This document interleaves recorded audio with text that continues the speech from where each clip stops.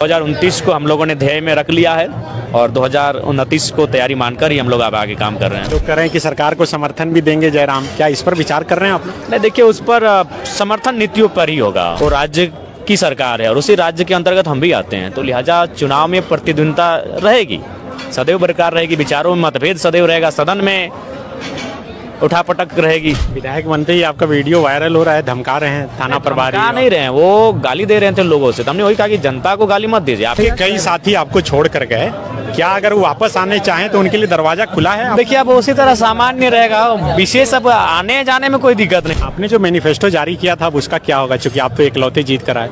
तो अब विधायक की हैसियत से हम लोग काम करेंगे। जयराम जी आप भी शामिल हुए? जी देखिए, निमंत्रण था और निमंत्रण अगर मुख्यमंत्री अपने बेटे का विवाह कर देते तो चुनाव अलग चीज़ है, राजनीति अलग चीज़ है और फिर राज्य को चलाना अलग चीज़ है। और जो सरकार का गठन कर रहे हैं वो राज्य की सरकार है और उसी राज्य के अंतर्गत हम भी आते हैं, तो लिहाजा चुनाव में प्रतिद्वंदिता रहेगी, सदैव बरकरार रहेगी, विचारों में मतभेद सदैव रहेगा, सदन में उठापटक रहेगी। लेकिन जब निमंत्रण की बात आई तो हम लोग में नैतिकता आ चुकी है, नैतिक राजनीति का परिचय देते हुए हम यहाँ तक आए हैं और उनको बधाई देने। लोग कह रहे हैं कि सरकार को समर्थन भी देंगे जयराम, क्या इस पर विचार कर रहे हैं आप? नहीं, देखिए उस पर समर्थन नीतियों पर ही होगा। अच्छी नीतियाँ होंगी, समर्थन होगा। नीतियाँ राज्य के लिए हितकारी नहीं होंगी तो मुखर होकर बात करेंगे। चुनाव परिणाम का समीक्षा कर पाए, क्योंकि समय तो भी बहुत समय नहीं मिला है, लेकिन समीक्षा होगी, निसंदेह समीक्षा होगी। चूँकि चुनाव परिणाम से काफ़ी उत्साहित हैं हम लोग भी, भले परिणाम हमारे पक्ष में सोच के अनुरूप नहीं रहा, लेकिन और सीटों पर 70,000 से अधिक वोट लाए आपके। सनी भाई आपने पहले यह कहा था कि समय सबसे बड़ा चीज़ है। पता नहीं कुछ लोगों ने जानबूझकर जयराम महतो को टारगेट करने के लिए समय में कटौती की थी, क्या मैं नहीं कर सकता। लेकिन मुझे भी लगता है एक फैक्टर जयराम महतो था कि आज पहली बार झारखंड की हिस्ट्री में 2 चरण में चुनाव हुआ, पहली बार झारखंड की हिस्ट्री में कि नोटिफिकेशन के 4 दिन बाद नॉमिनेशन हुआ, यह आज तक नहीं हुआ था। नॉमिनेशन कम से कम तो लोकसभा में 2 महीना के बाद शुरुआत हुआ था, यहाँ भी कम से कम 15 या 20 दिन का समय मिलना चाहिए था नोटिफिकेशन के बाद, लेकिन मात्र 4 दिन में नॉमिनेशन और नोटिफिकेशन का, तो समय का अभाव रहा। और समय में ही इन्होंने बड़ी पार्टियों को मालूम था कि जयराम जहाँ तक पहुँचेगा, जहाँ स्कॉर्पियो के छत में खड़ा होगा वहाँ वोट बनेंगे, इन्होंने वो मौका ही नहीं दिया और कहीं ना कहीं घेराबंदी जोरदार कर दी थी। सबसे ज़्यादा नुकसान आपने एनडीए, बीजेपी और आजसू को किया है। देखिए ज़्यादा उनको हुआ है, लेकिन सबको हुआ है थोड़ा बहुत। हम जिस सीट को जीत के आए वो इंडिया गठबंधन की पारंपरिक सीट रही है। आज विगत हमको लगता है 40 सालों से 45 सालों से जेएमएम बीच में एक आध दफ़ा छोड़ के जेएमएम के पास वो सीट रही है।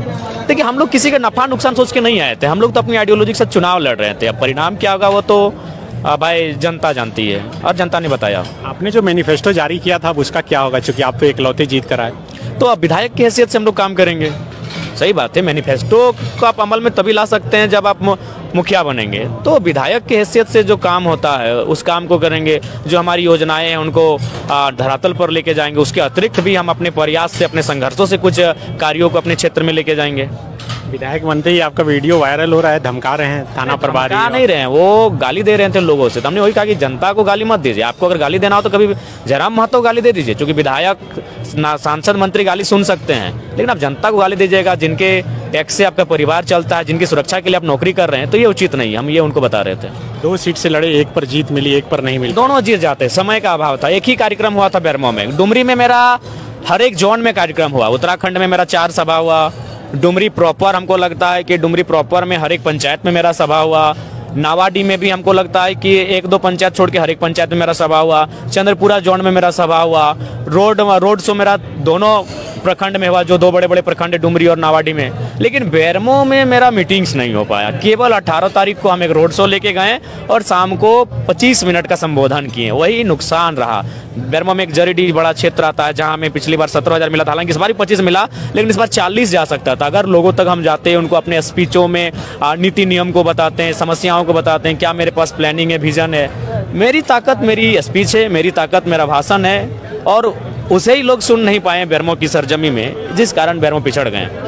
चुनाव परिणाम के बाद से ही क्या जयराम 2029 की तैयारी में जुट गए हैं? बिल्कुल, 2029 को हम लोगों ने ध्येय में रख लिया है और 2029 को तैयारी मानकर ही हम लोग अब आगे काम कर रहे हैं। चुनाव के दौरान आपके कई साथी आपको छोड़ कर गए, क्या अगर वो वापस आने चाहें तो उनके लिए दरवाजा खुला है? देखिए, अब उसी तरह सामान्य रहेगा, विशेष अब आने जाने में कोई दिक्कत नहीं, लेकिन हमें लगता है कि वो जो उनको सम्मान मिला था उसमें हमें नहीं लगता है कि लोग तुम्हारा भी विश्वास कर पाएंगे। वैसे भी अपने पाँव पे कुल्हाड़ी उन्होंने खुद मारा है, आने में कोई मैंने शिकायत नहीं, आए बैठे कोई दिक्कत नहीं।